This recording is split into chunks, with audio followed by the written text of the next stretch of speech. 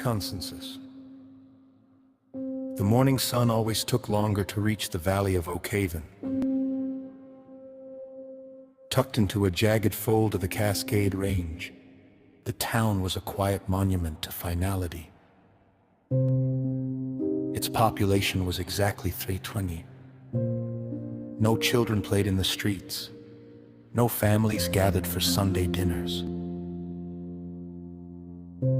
Every resident was single, and by a strange quirk of fate, time, and tragedy, none had a single living relative left on earth. They were a community bonded not by blood, but by an absolute, shared solitude. At 8:14 p.m. on a crisp Tuesday, the mountain air grew thick, a hum that felt more like a drop in barometric pressure than a sound vibrated through the valley floor. Out of the low-hanging clouds descended a vessel. It was not a metallic saucer, but a massive, monolithic wedge of iridescent white that settled silently over the abandoned logging mill. Within an hour, the town's entire population gathered at the perimeter. From the craft emerged 5 figures. They were impossibly tall, easily 7 feet, with sharp, symmetrical features and pale hair that seemed to catch the moonlight. They called themselves the Keepers of the Hearth, though to the townspeople, they looked like the ancient Nordics of myth. Their leader, a being named Caleb, spoke directly into the minds of the 320 gathered. "We offer a solution to your isolation." Caleb's voice echoed silently.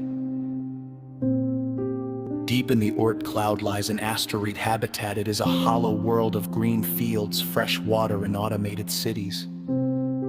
It has lain fallow for a millennium, waiting for a people who understand the weight of starting over. We will take you there. A murmur rippled through the crowd. "There is a condition." Caleb continued, his gaze sweeping over the weathered faces of the miners, weavers, and retired teachers. "The habitat requires a unified foundation. We operate under a law of absolute consensus. Every soul in this valley must choose to leave. If even one person says no, we depart, and we will not return. You have 3 days to decide." The ship's ramp closed, leaving the town in a suffocating silence. By midnight, the town hall was packed to capacity. Mayor Arthur Vance, a man who had lost his wife and only son to a highway accident 20 years prior, stood at the podium. "The journey takes 9 months," Arthur announced, reading from notes he'd scribbled. "They told me that during the transit, we will be placed in a neural learning interface by the time we arrive. Every one of us will possess the technical knowledge to operate the asteroid's ecosystems, water filtration, and atmospheric grids. We won't need outside help. We will be the engineers of our own world." "What's the catch, Artie?" called out Martha, the town's baker. "They just give us a planet because we're lonely." "They don't want the habitat to waste away," Arthur replied softly. "And perhaps they see us for what we are, people who have nothing left to lose on Earth." For 48 hours, Oakhaven debated. The arguments weren't loud. They were heavy. People walked the streets, looking at the homes they had maintained out of sheer habit.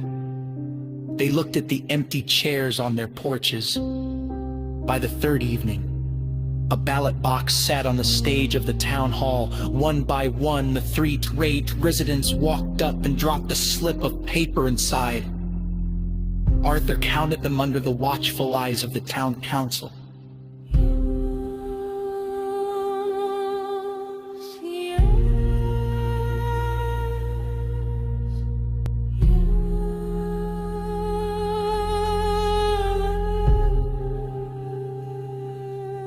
pile grows.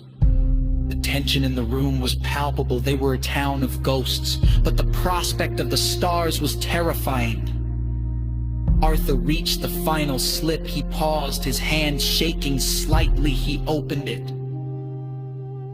320. Arthur whispered, his voice cracking through the microphone. 320. Yes.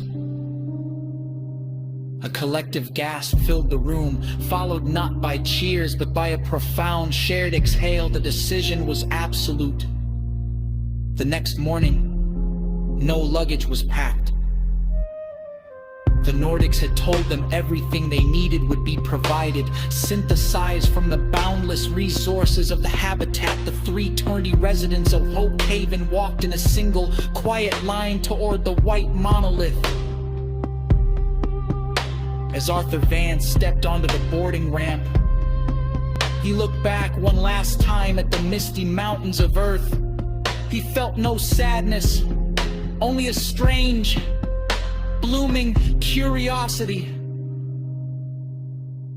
The ramp sealed, the monolithic ship rose into the sky, leaving Oakhaven entirely empty, a ghost town whose ghosts had finally found a home among the stars. You failed to maintain your women, son.